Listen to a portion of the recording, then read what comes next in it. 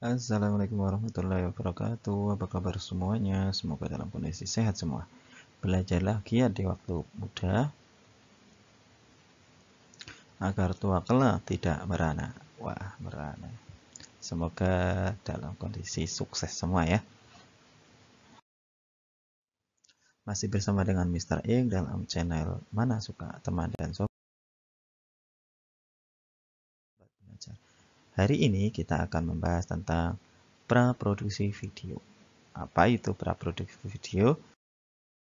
Tujuan pembelajaran kali ini kita akan membahas masalah terkait dengan pengertian tahapan presentasi video, memahami tahapan produksi dalam pembuatan presentasi video, dapat mengikuti langkah-langkah tahapan presentasi video, sinopsis dan mengungkapkan kembali sinopsis, dapat membuat rumusan masalah, membuat ide treatment, sinopsis, naskah, dan storyboard, dan mengenal aplikasi pembuatan storyboard.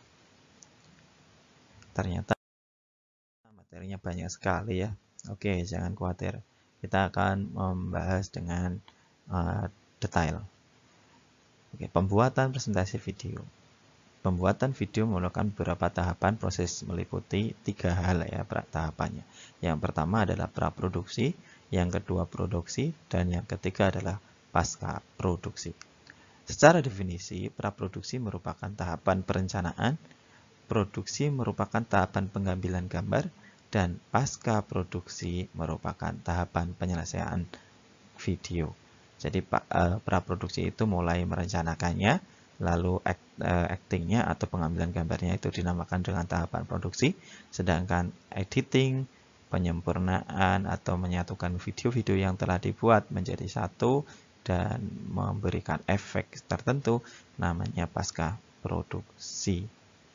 Secara umum, produksi merupakan tahapan persiapan sebelum memulai proses produksi atau sebelum syuting film atau video. Jadi pada intinya, tujuan dari praproduksi adalah mempersiapkan segala sesuatunya agar proses produksi dapat berjalan sesuai dengan konsep dan menghasilkan suatu karya video sesuai dengan harapan. Oke, itu tahapan dari pembuatan presentasi video. Lalu apa saja tahapan dalam praproduksi? Tahapan dalam praproduksi terdiri dari 6 langkah, walaupun sebenarnya ini tidak baku ya. Nah, untuk memudahkan ada 6 langkah. Yang pertama adalah merumuskan masalah. Yang kedua, mencari ide dari masalah tersebut untuk mencari solusinya. Yang ketiga, sinopsisnya atau gambaran dari jalan cerita videonya. Yang keempat, treatmentnya, langkah-langkah yang harus dilakukan di dalam video itu apa saja. Yang kelima, naskah atau teks yang akan muncul atau dialog yang akan muncul di dalam video. Dan yang keenam adalah storyboard. Storyboard ini berupa thumbnail ya, nanti di sana akan ada gambar-gambar untuk mengarahkan agar videonya sesuai dengan yang direncanakan. Kita bahas mulai dari yang pertama, yaitu merumuskan masalah.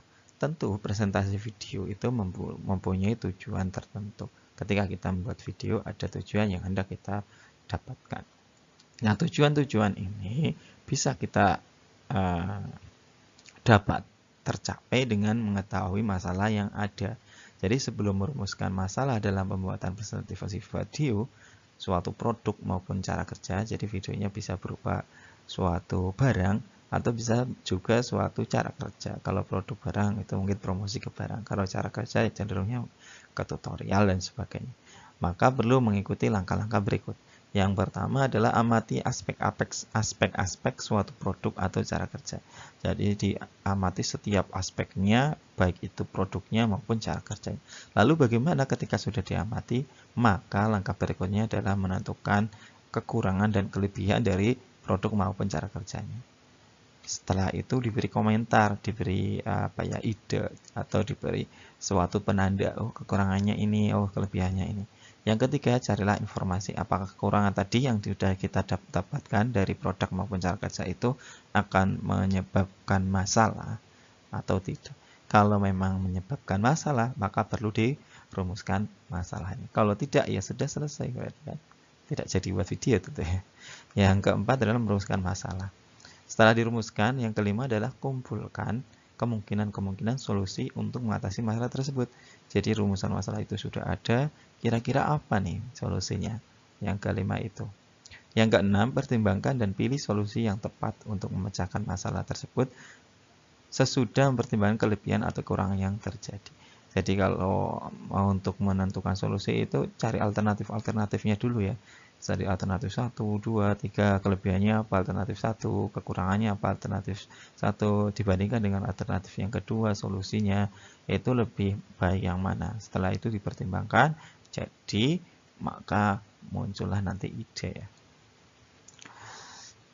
Oke, contoh merumuskan masalah ini. Ada kondisi karyawan kantoran bekerja sepanjang hari, bekerja di tempat duduk ya. Jadi bekerjanya seringnya duduk gitu kan. Saat pekerjaan banyak, kadang-kadang juga lupa makan dan juga lupa minum. Dan di meja itu terlihat mejanya berantakan. Banyak yang mengeluh tubuh terasa pegal dan loyo. Jadi saat bekerja itu karyawan itu merasa pegal-pegal atau loyo. Nah, dalam kondisi tersebut kita bisa merumuskan masalah ini ya. Apa sih rumusan masalahnya? Mungkin rumusan masalahnya ini. Apakah kebiasaan buruk di kantor menyebabkan kesehatan turun ya, atau menyebabkan kesehatan yang menurun misalnya. Yang kedua, bagaimana cara agar karyawan tetap sehat dalam bekerja. Ini contoh merumuskan masalah dari kondisi yang ada. Setelah merumuskan masalah tentunya akan muncul suatu ide atau gagasan ya. Ide atau gagasan ini adalah rancangan yang tersusun dalam pikiran, berarti sama dengan gagasan. Jadi gagasan menyebabkan timbulnya konsep ya, adanya konsep. Setelah konsepnya ada, secara sederhana ide ini dapat dikatakan sebuah gagasan, sebuah rencana atau pendapat. Ide dapat diperoleh dari merumuskan masalah tadi. Oke, coba bagaimana idenya kalau ada rumusan masalah tadi. Ini contoh idenya ya.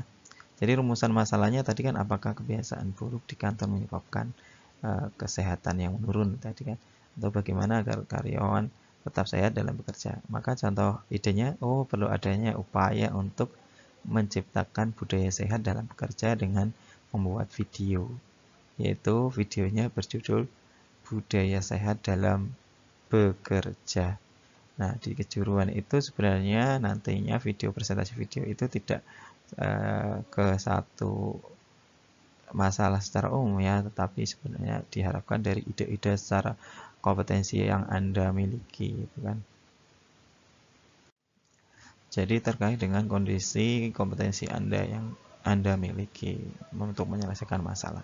Tapi masalah ini masih secara umum ya. Itu idenya seperti itu. Lalu langkah yang ketiga apa di dalam pelaksanaan praproduksi? Sinopsis. Nah, yang ketiga adalah membuat sinopsis. Apa itu sinopsis? Sinopsis merupakan alur cerita atau alur video yang dijelaskan secara singkat. Jadi garis besarnya saja, nanti videonya itu menerangkan tentang apa. Ini namanya sinopsis. Ini digunakan sebagai ringkasan cerita untuk mengarahkan penulis naskah. Jadi sebelum menulis naskah sudah ada garis besarnya, ini apa saja yang akan dituangkan di dalam video. Dalam pembuatan sinopsis, keindahan gaya bahasa, penjelasan secara rinci kejadian dalam alur cerita disusun menggunakan bahasa yang lugas, sehingga tidak menimbulkan bias makna, jadi tidak ambigu ya maknanya. Terus biasanya sinopsis hanya dibuat 1 hingga 2 halaman saja, karena memang sinopsis itu kan ringkasan ya. Berikutnya di dalam sinopsis itu juga perlu adanya unsur dramaturgi. Apa itu dramaturgi? Yaitu alur emosi dalam sebuah cerita. Bisa alurnya naik turunnya plot, atau naik turunnya alur cerita, atau naik turunnya sensasi dramatik. Kita coba ya. Contoh sinopsisnya tadi tentang bagaimana budaya sehat kan ya. Oke, cerita di situ cerita berawal karyawan. Jadi nanti di video ini munculnya seperti ini. Cerita berawal dari karyawan yang merasa tubuh terasa pegal-pegal, lalu diberi saran sama temannya yang terlihat bugar dalam bekerja tentang budaya sehat dalam bekerja. Video diakhiri dengan identitas pembuat video. Sinopsisnya singkat juga nih ya. Ini sehalaman tidak ada ya. Ya. Kalau tergantung dari durasi videonya tentu ya, panjang pendeknya ya. Kita lanjutkan. Yang ketiga udah, yaitu sinopsis. Yang keempat adalah treatment. Apa itu treatment? Treatment adalah langkah menyusun urutan adegan. Kalau gambarannya sudah ada, sekarang secara realnya langkah-langkahnya bagaimana? Nah, ini namanya treatment. Di dalam penyusunan treatment ini tidak dibutuhkan dialog. Jadi isinya adalah berupa gambaran kondisi. Gambaran masih dalam bentuk kata-kata ya, belum dalam bentuk gambar. Kondisi agregat yang harus dilakukan oleh pelaku atau aktor. Contohnya nih, masih menyambung dengan yang tadi ya, tentang budaya kerja ya. Oke, mungkin untuk adegan pertama atau adegan 0 itu sebagai opening. Di situ nanti ditampilkan situasi kantor yang sangat sibuk ya. Terus adegan keduanya apa? Oh, ada karyawan yang merasa begal-begal kerja selama berhari-hari, terus merasa begal-begal. Setelah itu apa adegannya? Oh, karyawan lainnya mendekati dan berdiskusi dengan karyawan tadi yang begal-begal, lalu memberikan nasihat atau kebiasaan-kebiasaan sehat dalam bekerja. Yang ketiga, adegan ketiga itu tentang penjelasan tadi nasihatnya, yaitu kebiasaan pertama, ada laki-laki di depan meja yang menganjurkan olahraga ringan, jadi sambil olahraga. Yang keempat, kebiasaan kedua yang baik, mungkin minum yang cukup, ini ada perempuan yang minum. Yang kelima, mungkin laki-laki, kebiasaan yang adegan kelima, kebiasaan yang ketiga itu mengurangi minuman atau minuman instan ya, teh atau kopi. Yang keenam, adegan keenam, kebiasaan keempat, makan yang teratur atau makan siang tepat waktu dan ditutup dengan video penutup. Video diakhiri dengan identitas membuat video. Itu namanya treatment. Lalu langkah yang keempat apa? Langkah yang keempat itu ke naskah. Naskah inilah yang akan nantinya terlihat di dalam video itu dialognya. Jadi naskah adalah suatu teks yang berisi gambaran yang akan terlihat di layar. Naskah dibuat agar seluruh pendukung dalam pembuatan video paham secara rinci dari presentasi yang akan disampaikan. Sebelum menulis naskah, seorang harus memahami terlebih dahulu karakteristik media audiovisual. Apa itu karakteristiknya ini? Karakteristik media audiovisual yang pertama tentunya lebih mengutamakan visual daripada suara ya, lebih mengutamakan gambarnya daripada suaranya. Jadi dalam presentasi video itu nanti suara itu hanya sebagai pengantar atau menjelaskan tentang gambar yang ditampilkan. Yang kedua, informasi yang disampaikan dapat berupa gambar atau visual fakta, kejadian nyata, ataupun sebuah fiksi atau gagasan kreatif. Jadi informasinya bisa nyata atau tidak nyata. Yang ketiga, media audiovisual dalam setiap kali siar atau yang dapat ditonton oleh berjuta-juta orang dalam waktu yang sama. Jadi tetap dalam karakter ini yang ketiga itu mudah tersebar ya, dan dengan mudah. Yang keempat, media audiovisual dianggap sebagai media komunikasi dan informasi yang paling efektif ya, karena di situ menyajikan gambar dan menyajikan suara. Yang kelima, bentuk VCD. Bentuk VCD atau DVD dapat ditonton berulang dan mudah digandakan. Jadi kalau kita kemas dalam VCD maupun DVD, nanti digandakan dengan mudah. Yang keenam, informasi yang tersebar dengan cepat. Tadi ya, poin yang ketiga ya, karena mudah tersebar. Ketika mengalami kesalahan, kita kesulitan dalam memperbaiki informasi tersebut ya, yang keenam. Yang ketujuh, memproduksi media audiovisual tentunya membutuhkan waktu yang relatif lebih lama. Itu karakteristik dari media audiovisual. Jadi perlu berhati-hati ya dalam membuat presentasi video. Oke, sekarang ke jenis-jenis naskah. Saya kembali ke naskah. Ada dua jenis. Yang pertama adalah non-cerita. Apa itu? Yang kedua adalah cerita.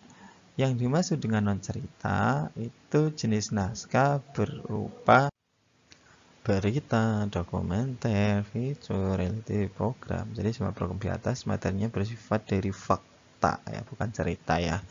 Tadi berupa kenyataan. Yang kedua cerita, bisa juga berupa drama, hiburan atau musik, lawak, kuis, iklan layanan masyarakat. Jadi naskah skenario dalam mata pelajaran ini bersifat digital, bersumber dari ide atau rekanan. Nah,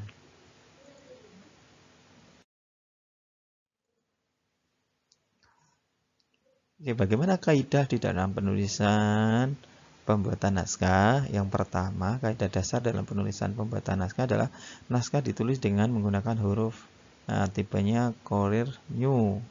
Ukurannya 12. Kertasnya A4, batas atau marginnya, batas atas dan batas bawahnya itu setengah sampai 1 ya. Terus margin kirinya 1,5, 1,2 sampai 1,6, sedang margin kanan 0,5 sampai 1. Spasinya 1. Nomor halaman dicetak di kanan atas halaman. Dengan format tulisan seperti di atas, rata-rata satu halaman akan menjadi 1 menit adegan. Nah, ini tidak bagus sebenarnya tulisan ini ya. Lalu bagian naskah bagaimana? Di dalam naskah ini akan ada bagian skin, heading, dan teks atau audio dalam video. Apa itu skin heading? Skin heading adalah bagian yang akan menerangkan kepada pembaca naskah di mana skin yang bersangkutan bertempat atau tempatnya. Contoh penulisan skin heading.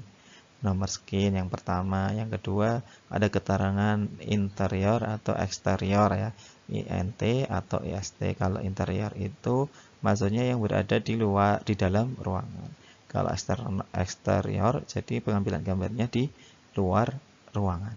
Yang ketiga tempat pengambilan gambar, jadi tempatnya misalnya ada rumah, kamar, mobil, lapangan, masjid dan seterusnya. Yang keempat, skin yang keempat adalah waktu skin. Misal pagi, siang, sore, malam, subuh. Jadi tonton penulisan dari skin heading. Contohnya ini. INT, rumah Daniel, ruang tengah, siang. Jadi terdiri dari interior ya di dalam rumah. Terus ruang tengah kondisinya waktunya siang. Eksterior lapangan sepak bola sore, interior jalan raya mobil Daniel sore, interior cafe malam. Itu contoh penulisan skinnya. Sekarang ke contoh dari naskah nih. Ini contoh dari naskah nih. Kita beri nomor ya. Skin yang pertama 0, yaitu untuk opening. Interior ruang kantor siang. Jadi situasi kantor yang sibuk, deskripsi objeknya. Yang kedua, adegan yang kedua di dalam ruangan masih ya, ruang kantor ya. Kondisinya siang. Nah, di deskripsinya Budi memegang pinggulnya karena merasa badannya pegal-pegal. Nah, di situ Budi mengatakan, aduh pegal sekali pinggulku. Yang kedua, adegan kedua, interior ruang kantor siang masih skinnya sama. Ada percakapan antara Andi dan Budi di mana Andi itu mendekati Budi yang tadi mengeluh pegal-pegal lalu memberi nasihat. Nah, dengan percakapan ini sudah dituliskan seperti itu. Kenapa Pak Bud? Ini bingung capek apa ya dari pagi duduk terus. Pekerjaan kita memang berat Pak Budi. Kadang kita lupa kerja sama saya dalam bekerja. Oh Budi, apa saja kebiasaan itu Pak Andi? Baik, saya jelaskan kebiasaan itu. Nah, adegan yang ketiga ini menjelaskan kebiasaan-kebiasaannya itu ya. Ada deskripsinya, ada kata-kata yang nanti akan muncul di dalam video. Ya, terus adegan keempat, kelima, dan sampai ke-6, ke-7, dan sampai penutup. Itu sudah dibuat, dikemas secara baik seperti ini. Hanya contoh ya, Anda bisa mengembangkannya. Contoh dari naskah. Ada juga yang ke langkah terakhir yaitu membuat storyboard. Yang keenam, storyboard itu adalah sketsa gambar berbentuk thumbnail atau gambar miniatur dari adegan yang disusun berurutan sesuai dengan rangkaian jalan cerita. Fungsinya apa? Sebagai ungkapan kreatif untuk menyampaikan pesan dan gagasan secara visual. Jadi bentuknya dari storyboard ini tidak baku ya, tapi umumnya dia ditulis secara horizontal dan vertikal. Ini yang sebelah kiri berarti dia secara horizontal. Ini yang horizontal ya. Yang ini vertikal. Ini vertikal ya. Ini vertikal. dilengkapi dengan arahan visual berupa panduan informasi nomor adegan, nomor cut atau panel, nomor background, dan catatan adegan. Jadi di situ akan ada ini SC. SC itu skin ya, atau adegannya, nomornya. Terus cut, nomor pengambilan gambar berdasarkan bidikan kamera. Nah, pada storyboard animasi cut disebut juga dengan inisial PN atau panel yang mempunyai tujuan yang sama. Adanya juga cut gitu. Nah, menggunakan ini materi nanti ngisinya ini setelah materi produksi ya, yaitu pengambilan gambarnya menggunakan gambar yang close up, menggunakan medium close up dan seterusnya. Terus BG, background. Background ini dari background nantinya gambarnya apa, berisi backgroundnya apa. Durasi, yang bawahnya ini ada durasi. Durasi itu menyatakan perkiraan waktu setiap adegannya itu, durasi. Terus bawahnya dialog atau narasi, ini percakapan yang ada di tokoh, dituliskan di sini. Terus efek, memperjelaskan efek kamera bawahnya. Terus catatan itu pekerjaan tiap adegan, catatan dalam pekerjaan tiap adegan. Terakhir layout, petunjuk gerak tertentu sebagai rincian storyboard bila diperlukan. Kalau perlu ada layout. Nah, ini seperti itu untuk unsur-unsur dari storyboard ya. Unsur-unsur dari storyboard. Kita coba lihat storyboard dari tadi yang video untuk apa, sehat ya, untuk sehat, budaya sehat di kantor. Contohnya ini skinnya 0, mulai 0, backgroundnya kantor ya, ruang kantor. Dia durasinya waktunya 1, ini gambarnya seperti situasi kantor yang sibuk ya. Terus catatan opening seperti kantor yang sibuk. Yang skin yang kedua adalah, atau skin yang pertama di sini, skin pembukaannya 0, yang pertama ini. Nanti skin kurang lebih 5 detik ini ditulisnya ya. Diagonalnya ada dialognya, itu Budi yang mengeluh ya. Aduh, begal sekali pinggulku. Nah, efeknya bisa Anda tambahkan. Backgroundnya meja kerja, seperti itu. Skin yang kedua, waktunya lebih lama ya. Andi itu mendekati Budi untuk memberikan nasihat dan menjelaskan kebiasaan di dalam kebiasaan sehat itu kan. Di situ ada dialognya seterusnya. Kita lanjutkan ke skin yang berikutnya.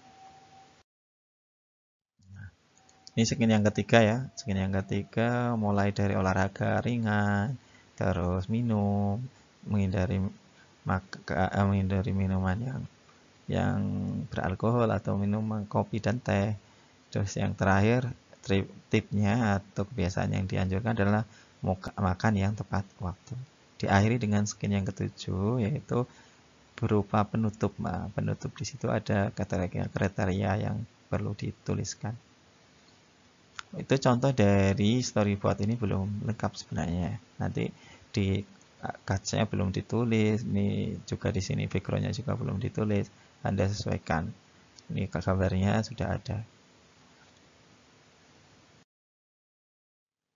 Lalu bagaimana membuat storyboard? Pembuatan storyboard itu bisa dilakukan dengan menggunakan gambar manual. Kita menggambar secara manual dengan pulpen sendiri, gitu kan, gambar-gambarnya. Atau Anda juga bisa menggunakan memilih gambar yang ada di internet ya. Tadi ada yang gambar manual, ya manualnya ada ya tadi. Membuat gambar yang ambil dari internet sesuai dengan jalan cerita yang kita buat. Atau menggunakan gambar yang dengan bantuan aplikasi. Aplikasi salah satunya yang online itu Storyboard ya. Anda bisa kunjungi di www.storyboard.ted.com ya, ted.com. Di situ harus registrasi dulu ya. Ada juga aplikasi-aplikasi lain yang bisa Anda download dan Anda install untuk membuat storyboard, mulai dari Storyboard Border. Jadi ini downloadnya di wonderunit.com storyboarder ya. Atau di Canva, ini dikunjungi aja Canva, download terus nanti dibuat. Atau di OpenTones, di Krita dan Studio Binder. Anda bisa menggunakan beberapa alamat ini untuk mengambil softwarenya, terus di download dan diinstal. Nanti bisa dibuat buatan storyboard. Atau secara online yang tidak perlu mendownload, hanya perlu Anda registrasi terlebih dahulu, yaitu di storyboard.com. Nah, Tapi syaratnya memang harus online ya di Storyboard. Di situ diberi fasilitas free dalam jangka waktu tertentu dan dalam lembar banyak lembar tertentu juga. Oke, sampai ini penjelasannya. Coba Anda buat. Nah, ini untuk membuat praproduksi, pertama buatlah secara kelompok, buat kelompok 5-6.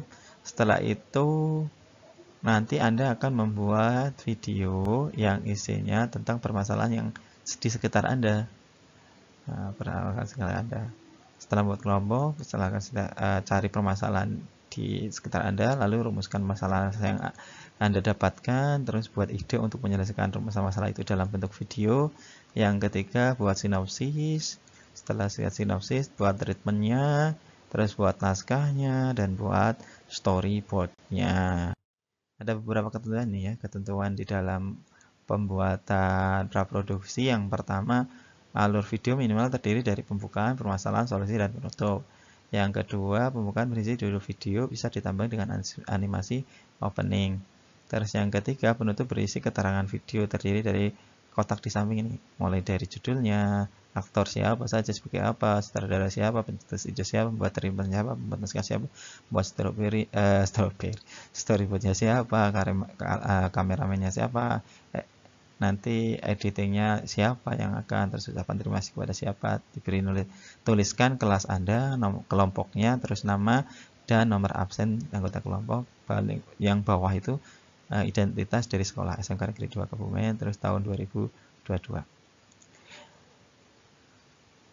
Di penutup juga diperbolehkan Anda tambahkan untuk perkenalan anggota kelompok, tidak hanya ditulis saja, tapi juga bisa dikenalkan secara langsung. Anda rekaman secara langsung, ditampilkan orangnya dan memperkenalkan diri sendiri. Atau Anda bisa tambahkan juga video behind the scene-nya. Behind the scene-nya juga bisa Anda tampilkan di video yang Anda buat nantinya. Mungkin itu dari saya. Terima kasih atas waktunya untuk menonton. Semoga bermanfaat. Sampai